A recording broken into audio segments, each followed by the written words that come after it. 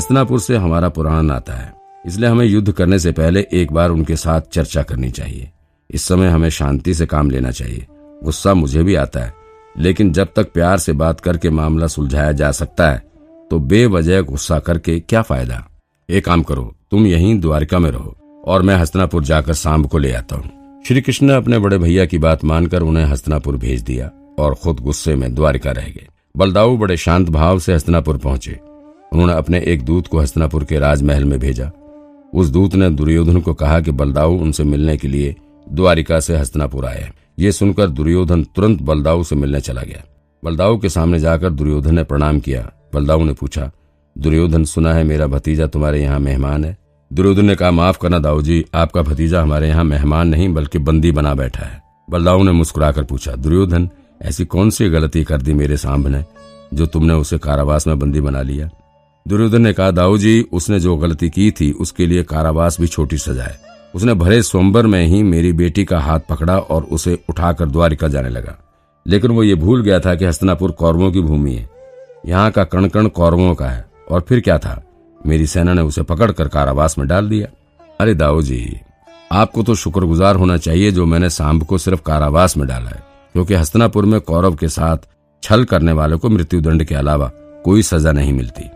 दुर्योधन की तीखी भाषा सुनकर बलदाऊ का गुस्सा बढ़ने लगा था। उन्होंने फिर भी कहा, देखो दुर्योधन, मैं यहाँ तुमसे लड़ने झगड़ने नहीं आया। शांति से इस बात को सुलझा सकते हैं। अगर मेरा सांब तुम्हारी बेटी से प्रेम करता है तो इसमें तुम्हें क्या आपत्ति है? क्या सांब में कोई खोट है? दुर्योधन ने अहंकारी स्वर में कहा, खोट? दाऊ जी, आपके सांब में कोई खोट नहीं, लेकिन मैं नहीं चाहता कि मेरी बेटी यदुवंश कुल में जाए, इसलिए सांब से लक्ष्मणा का विवाह तो नामुमकिन है। अब तो वो आजीवन कैद ही रहेगा। ये सुनकर बलदाऊ का संयम खत्म हो गया था। अब उसके अंदर का शेषनाग जाग गया। उसने दुर्योधन को चिल्लाकर कहा, दुर्योधन, तेरी ये हिम्मत कि तू मेरे भतीजे को आजीवन कैद करेगा। अब देख तेरे इस हस्तिनापुर की क्या हालत होती है। बड़ा अभिमान है ना तुम्हें इस हस्तिनापुर पर और तुम्हारे कौरव पर। इस राजशाही ठाठ और कुरुवंश के अभिमान को नष्ट करना होगा। इतना कहकर बलदाऊ ने अपना हल उठाया और जोर से हस्तिनापुर की भूमि पर पटका। और फिर जिस प्रकार बैल के पीछे हल खींचा जाता है, वैसे ही बलदाऊ के पीछे पूरा राजमहल चलने लगा। बलदाऊ उस राजमहल को नदी में डुबोने ले जा रहे थे। जब दुर्योधन ने बलदाऊ का यह गुस्सा देखा तो वो थर थर कांपने लगा। राजमहल को बलदाऊ के पीछे घसीटता हुआ देख उसके रोंगटे खड़े हो गए। उसने जान लिया कि अगर बलदाऊ को इस समय शांत नहीं किया तो सच में उसका पूरा राजमहल गंगा नदी में डूब जाएगा। उसने तुरंत बलदाऊ के पैरों में गिरकर माफी मांगी। वो हाथ जोड़कर गिड़गिड़ाने लगा। उसने कहा, शांत हो जाओ बलदाऊ, मैं मेरी गलती स्वीकार करता हूँ। मुझे सांब और लक्ष्मणा का विवाह मंजूर है, लेकिन भगवान के लिए मेरे राजमहल को बख्श दो। तब बलदाऊ ने अपने गुस्से को शांत किया।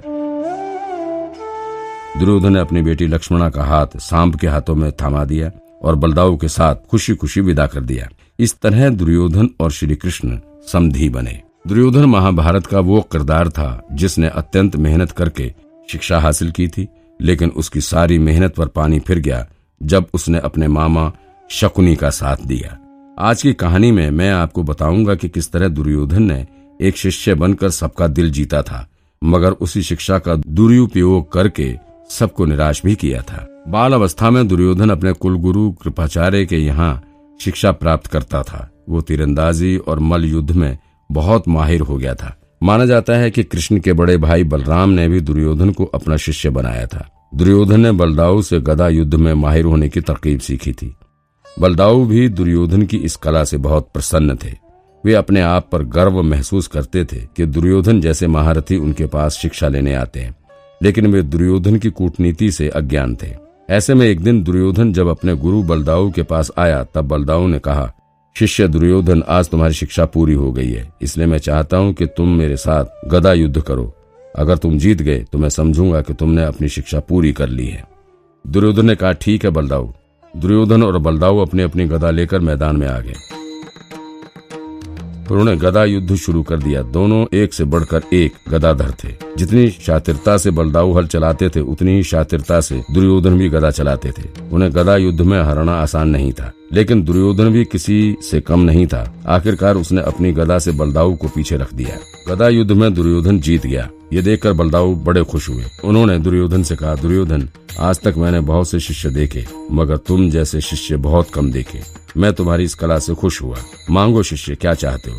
दुर्योधन ने मौका देखकर बलदाऊ से सुभद्रा का हाथ मांग लिया। उसे डर था कि शायद बलदाऊ उस पर गुस्सा हो जाए और सुभद्रा से विवाह का प्रस्ताव भी ठुकरा दें, लेकिन ऐसा कुछ नहीं हुआ।